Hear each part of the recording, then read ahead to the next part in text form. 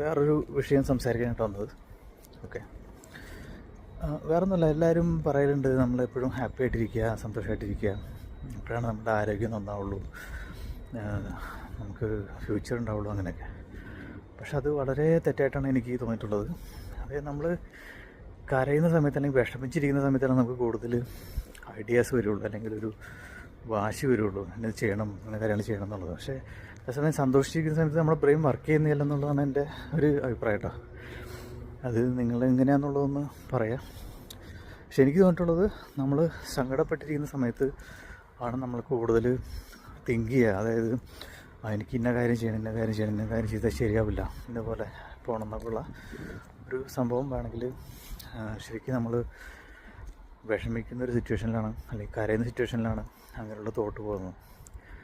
അപ്പോൾ കരയുന്നതിന് അല്ലെങ്കിൽ കരയിപ്പിച്ച ആൾക്കാരെ നമ്മൾ ഒരിക്കലും വെറുക്കേണ്ട ആവശ്യമില്ല. അതായത് നമ്മൾ അവിടെ നിന്നാണ് നമ്മുടെ ടേണിംഗ് പോയിന്റ് വന്നിട്ടുള്ളൂ എന്നുള്ള കാര്യം മനസ്സിലാക്കുക. വെച്ചാൽ എൻ്റെ ഒരു എക്സ്പീരിയൻസ് ആയിട്ട് ഞാൻ പറയണേ. ഇത് ഒരു ഉപദേശമായിട്ടോ അല്ലെങ്കിൽ ഒരു അങ്ങനെയൊന്നും കരുതേണ്ട ആവശ്യമില്ല. അപ്പോൾ എനിക്ക് തോന്നിയിട്ടുള്ളത്, ഞാൻ വിഷമിച്ചിരിക്കുന്ന സമയത്ത് ആണ് എനിക്ക് കൂടുതൽ ചിന്തകൾ വന്നിട്ടുള്ളത്.